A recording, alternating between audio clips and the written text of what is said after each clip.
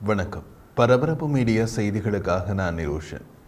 கியூபாவுக்கும் அமெரிக்காவுக்கும் இடையே ஏவுகணை முறுகல்கள் நடந்து சுமார் 60 ஆண்டுகளின் பின் ரஷ்ய கடற்படையின் அணுசக்தியால் இயங்கும் நீர்மூழ்கி கப்பல் கியூபா துறைமுகத்தை சென்றடைந்துள்ளது. அங்கு அவர்கள் இன்று புதன்கிழமை ஜூன் 12ஆம் தேதி முதல் கூட்டு பயிற்சியில் ஈடுபட உள்ளனர்.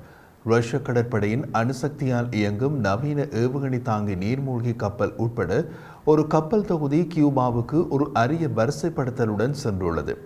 மாஸ்கோவுக்கும் வாஷிங்டனுக்கும் இடையிலான பதட்டங்களை அதிகரிக்கும் ஒரு வெளிப்படையான முயற்சியாக கரீபியனை நோக்கி செல்லும் ரஷ்ய கடற்படை கப்பல்கள் அமெரிக்காவின் புளோரிடா கடற்கரையிலிருந்து வெறும் 90 மைல் தொலைவில் ஏவுகணை ஏவல் பயிற்சிகளை செய்ய போகின்றன. ஆனால் இந்த ரஷ்ய கப்பல் தொகுதியின் கியூபா பயணம் அமெரிக்க பிராந்தியத்தில் ரஷ்யாவுக்கு ஏற்பட்டுள்ள இராணுவ நடவடிக்கைகளின் அவசியத்தை காட்டுகிறது. உக்ரைனில் அமெரிக்கா ரஷ்யாவுக்கு எதிரான நடவடிக்கைகளை அதிகரித்துள்ளதற்கு ரஷ்யா காட்டும் எதிர்ப்பு அல்லது எச்சரிக்கை என்று இதை எடுத்துக் கொள்ளலாம். ஆனால் கியூபா படு உஷாராக உள்ளது. அமெரிக்க பிராந்தியத்தில் புவிசார் அரசியலில் அமெரிக்காவுக்கு எதிராக ரஷ்யாவை பலப்படுத்த தமது நாடு தயாராக இல்லை என்பதை அறிக்கை மூலம் காட்டியுள்ளது. கியூபாவின் புரட்சிகர ஆயுதப்படைகளின் அமைச்சு வெளியிட்ட ஒரு அறிக்கையில் ரஷ்ய கடற்படையின் யாசன் எம் வகை அணுசக்தியால் இயங்கும் ஏவுகணை தாங்கி நீர்மூழ்கி கப்பல், கசான் மற்றும் அதனுடன் இணைந்து பயணிக்கும் கப்பல்கள் எதுவும் அணு ஆயுதங்களை எடுத்து செல்லவில்லை என்று தெளிவாக குறிப்பிடப்பட்டுள்ளது. எனவே ரஷ்ய கப்பல்கள் நம் நாட்டில் நிறுத்தப்படுவது பிராந்தியத்திற்கு அச்சுறுத்தலாக இல்லை என்று கியூபாவின் புரட்சிகர ஆயுதப்படைகளின் அமைச்சு கூறியது. கியூபாவின் புரட்சிகர ஆயுதப்படைகளின் அமைச்சு என்பது அந்த நாட்டின் பாதுகாப்பு அமைச்சின் அதிகாரப்பூர்வ பெயர். ரஷ்ய கடற்படை கப்பல்கள் அட்மிரல் கோர்ஷ்கோவ், எண்ணெய் டேங்கர் பாஷின் மற்றும் மீட்பு கப்பல் நிக்கோலாய் சிக்கருடன் ரஷ்ய கடற்படையின் அணுசக்தியால் இயங்கும் நவீன ஏவுகணை தாங்கி நீர்மூழ்கி கப்பல் இன்று ஜூன் 12 முதல் 17ஆம் தேதி வரை கியூபாவில் தரத்து நிற்கும் என்று அறிவிக்கப்பட்டுள்ளது. கியூபாவின் அறிக்கை வெளியாகுவதற்கு முன்பே அமெரிக்க அதிகாரிகள் ரஷ்ய போர் கப்பல்களும் விமானங்களும் கியூபாவுக்கு இராணுவ பயிற்சிக்காக வரும் என்று தாங்கள் எதிர்பார்ப்பதாக கூறினார்கள். அது உக்ரைனுக்கான அமெரிக்க ஆதரவுக்கு மாஸ்கோவின் எதிர்ப்பின் ஒரு பகுதியாக இருக்கும் என்றும் அவர்கள் கூறினார்கள். குறிப்பாக ரஷ்யாவுக்குள் தாக்குதல் நடத்துவதற்கு அமெரிக்கா வழங்கிய ஆயுதங்களை பயன்படுத்த உக்ரைனை அனுமதிக்கும் ஜனாதிபதி ஜோ பைடனின் முடிவு கிரெம்ளினை கோபப்படுத்தி உள்ளது. ஆனால் ரஷ்யாவின் அந்த நடவடிக்கை அமெரிக்க பிராந்தியத்தில் குறிப்பிடத்தக்க தாக்கம் எதையும் ஏற்படுத்த வாய்ப்பு இல்லை. உக்ரைன் போர் தொடங்கியதிலிருந்து ரஷ்யா எம்மிடம் அணு ஆயுதம் இருக்கிறது என்று மாதம் ஒரு தடவையாவது கூறுவது வழக்கம். உடனே ரஷ்ய ஆதரவாளர்கள் இதோ வரப்போகிறது ரஷ்ய அணு ஆயுதம் என்று ஆர்ப்பரிப்பார்கள். ரஷ்ய அரச ஊடக ஆய்வாளர்கள் ஒருபடி மேலே போய் எங்கெல்லாம் ரஷ்யா அணுகுண்டு வீசப்பட வாய்ப்பு உள்ளது என்று ஒரு பட்டியலை வாசிப்பார்கள். அதில் முதலிடத்தில் ஜெர்மன் தலைநகர் இருக்கும், 2வது இடத்தில் அமெரிக்க தலைநகர் இருக்கும். அப்படியே வரிசைப்படத்தில் தொடர்ந்து குட்டி நாடான எஸ்டோனியா வரை ரஷ்ய அணு ஆயுதம் வரப்போகிறது என்ற எச்சரிக்கை போகும். இவர்கள் சும்மா பொழுதுபோக்காக தமாஷ் பண்ணுகிறார்களா அல்லது உலகிலேயே ரஷ்யாவிடம் மட்டும்தான் அணு ஆயுதம் உள்ளது என்று மிக மட்டுப்படுத்தப்பட்ட அறிவை கொண்டுள்ளார்களா என்பது தெரியவில்லை. இன்றைய தலைமுறையில் 10 வயது குழந்தைக்கு உலகில் எந்தெந்த நாடுகளிடம் அணு ஆயுதம் உள்ளது, ஒரு நாடு அணு ஆயுதத்தை பயன்படுத்தினால் அதன் விளைவு என்ன என்பது தெளிவாக தெரியும். புட்டின் மற்றும் அவரது தீவிர ஆதரவாளர்கள் பலர் இன்றுள்ள புதிய தலைமுறை அல்ல என்பது வேறு விஷயம்.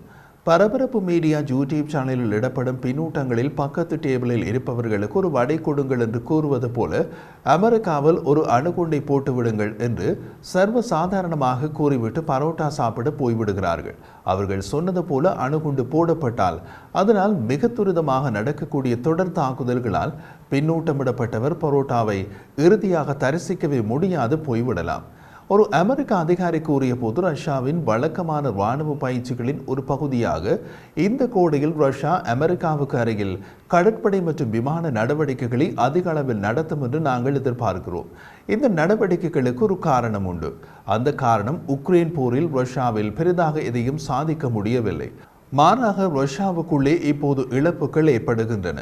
ரஷ்யாவின் அதிமதிப்பு 5வது தலைமுறை விமானமே தாக்கப்பட்டுள்ளது. அதனால் ரஷ்ய கடற்படை உலகளாவிய பயிற்சியில் உச்சக்கட்டத்தை எட்டி நமக்கும் பலம் உள்ளது என்று காட்ட வேண்டியது அவசியமாகிறது என்று கூறினார்.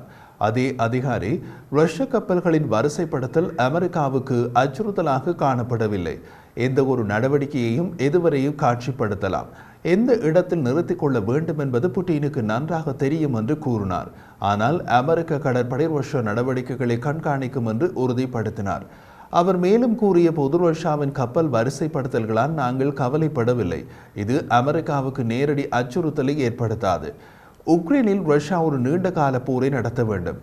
நாட்கள் வாரங்களாகி மாதங்களாகி வருடங்களாகும் போதுதான் ரஷ்யாவின் பலம் இழக்கப்படும் என்று அந்த அதிகாரி கூறினார். ஆனால் புட்டின் ரஷ்யா இன்னமும் கணிசமான அளவில் உலகளாவிய இராணுவ சக்தி திட்டத்திற்கு தமது படைகள் திறன் கொண்டவை என்பதை காட்ட விரும்புகிறார். அதே நேரத்தில் புட்டின் செய்ய விரும்புவதெல்லாம் ஒன்றே ஒன்றுதான். கடந்த 3 ஆண்டுகளாக மாதம் ஒரு முறை அணு ஆயுதம் என்ற சொல்லை ரஷ்யா உச்சரித்துள்ளது. ஏனதான் ரஷ்யா அதிதீவிர ஆதரவாளர்களாக இருந்தாலும் விஷயம் தெரிந்தவர்கள் இந்த விஷயத்தில் லேசான சிரிப்புடன் விலகி விடுவார்கள். ஆனால் ரஷ்யா அணு ஆயுதம் ஏவப்படுகிறது என்றவுடன் தாரை தப்பட்டையுடன் தரையிலிருந்து ஆடும் பெரிதாக விஷயம் அறியாதவர்களின் கூட்டம்தான் புட்டினின் பலம். இந்த நபர்களுக்காக புட்டின் கொடுத்த பலகாரம்தான் கியூபாவுக்கு போகும் ரஷ்ய கப்பல்கள். ரஷ்யா அமெரிக்காவை அடிபணிய வைத்து விட்டது. ரஷ்ய ஏவுகணையால் பாதி அமெரிக்கா எரிக்கிறது என்று யாராவது அடித்துவிட்டால் அந்த ஆள் அமெரிக்க வரைபடத்தை பச்சி சுட்டி கொடுக்க பத்திரிகையில் கூட பார்க்கவில்லை என்று அர்த்தம். பாவம் புட்டின். உக்ரைன் போருக்கு முன் அவர் சிங்கமாக தெரிந்தார். புட்டினின் ஆர்வங்களில் மிக முக்கியமான ஒன்று வெளிநாடுகளில் நடக்கும் பல தேச மாநாடுகளில் தன்னை முன்னிலைப்படுத்துவது. அப்போது அவருக்கு எதிராக பிறப்பிக்கப்பட்ட சர்வதேச நீதிமன்றத்தின் கைது வாரண்டால் தமது அதிநட்பு நாடுகள் என்று கூறப்படும் நாடுகளுக்கு கூட போகாமல் உள்நாட்டில் இருக்கிறார். உக்ரைன் ஜனாதிபதி செலன்ஸ்கி ஐரோப்பா, அமெரிக்கா, ஆசியா என்று அனைத்து இடங்களிலும் சுற்றி கொண்டிருக்கிறார். அதிதீவிர ரஷ்ய ஆதரவாளர்களின் கவனத்திற்கு உக்ரைன் போர் தொடங்கிய பின் புட்டின் உங்கள் நாட்டுக்கு வந்தாரா? வர வேண்டிய சூழ்நிலை ஏற்பட்டதா? அப்படியும் வரவில்லை என்றால் ஒரு ஆட்டுக்கடா விருந்துக்காவது அழைப்பு விடுங்கள், வருகிறாரா பார்க்கலாம்.